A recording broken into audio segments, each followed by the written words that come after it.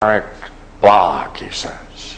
What you have to do is lift this eye of the soul out of this concern with the world of becoming, and that's the true philosophy. That you must do. You know what he calls this eye of the soul, most curious of all? He calls that the understanding.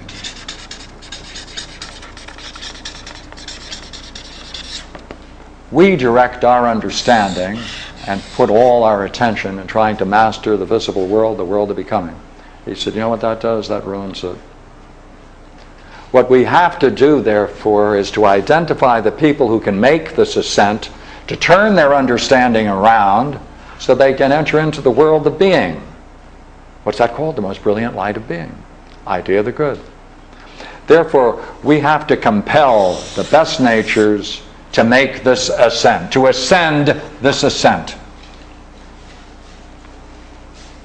3 stages.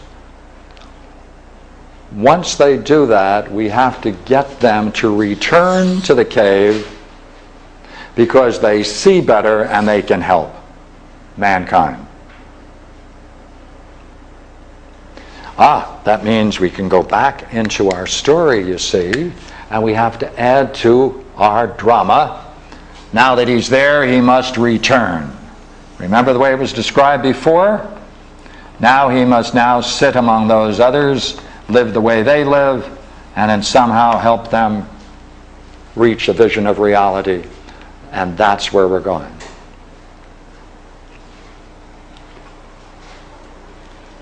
Let's see if I can pull a few quotes for you.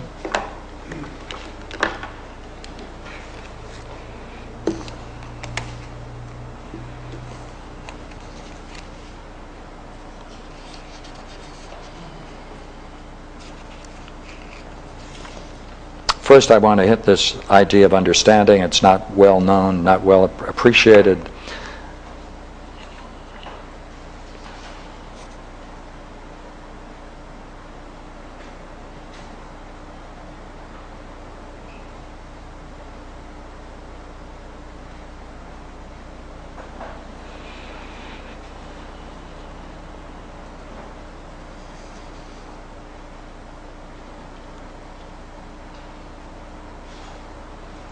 Our reasoning indicates that this power is already in the soul of each and is the instrument by which each learns. See, it's the instrument by which each learns. Interesting, see? Thus, if the eye could not see without being turned with the whole body from the dark towards the light, so this instrument must be turned around with the whole soul away from the world of becoming until it's able to endure the sight of being and the most brilliant light of being. And this, we say, is the good, don't we?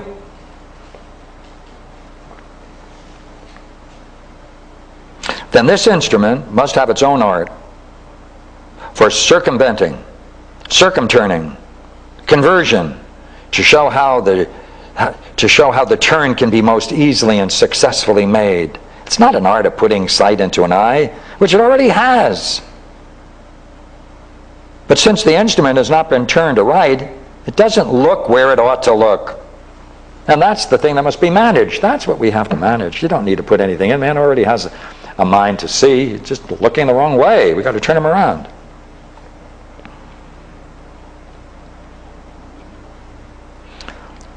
But the virtue of understanding everything, you see, really belongs to something certainly more divine, as it seems. For it never loses its power. It becomes useful or helpful, or again useless and harmful by the direction to which it's turned.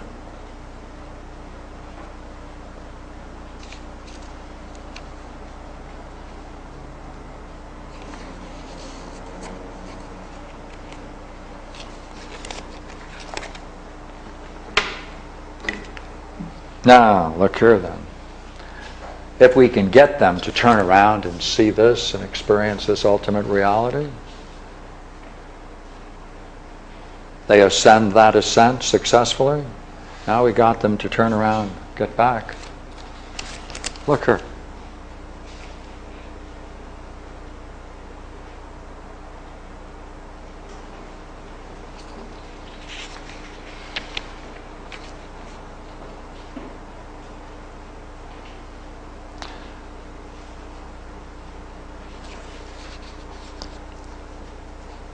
They are those, right, will never do anything if they can help it, believing they have already found mansions abroad in the islands of the blessed.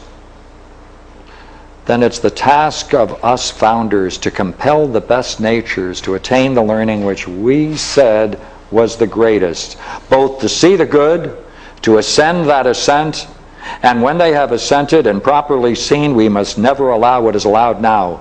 What's that?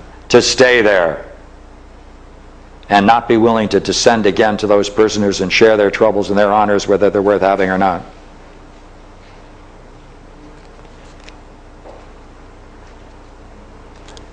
The Glaucon at this point says, hey, wait a minute, are we wrong to make them live badly when they might live better? Are we wrong in doing that? Socrates says, well, I'll tell you what. This whole development is to benefit all, not one. The law itself creates men like this in the city, not to allow each one of them to turn any way he likes, but in order to use them itself to the full for binding the city together. That's the goal. So we can get these people who have become masters of these twin worlds, these twin universes, or the reality and its shadow, whichever way you want to talk about it, and then allow them to function so that they can help others reach that same goal. And that will bind the city together and the soul of man.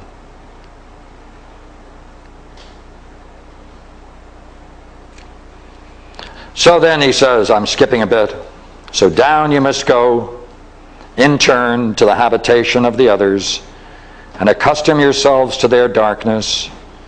And when you've grown accustomed, you will see 1,000 times better than those who live there.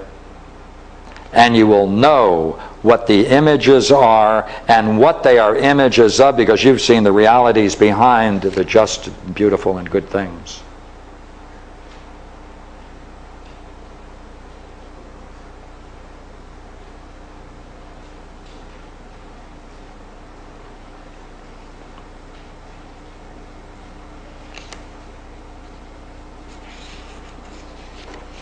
Well, will those who hear us obey?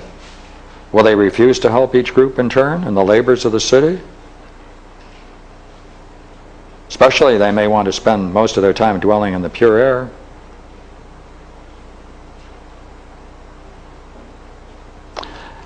He responds to that. He said, we'll only be laying just commands on just men. For the truth is that only if you can find for your future rulers a way of life better than ruling is it possible for you to have a well-managed city. And then he turns it on the soul. So therefore, they return to the cave, they see better, and they can help one another, so that the whole is made better and more just. Now, the progress through that entire thing is what is called the dialectic. Now we have to make stages in this dialectic and take a good look at it to see what he means. Oh, that was my last page. I should cover that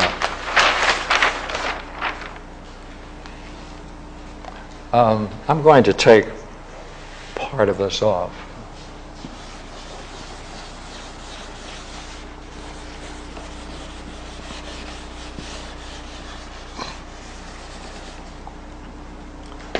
Now, in the last section, in the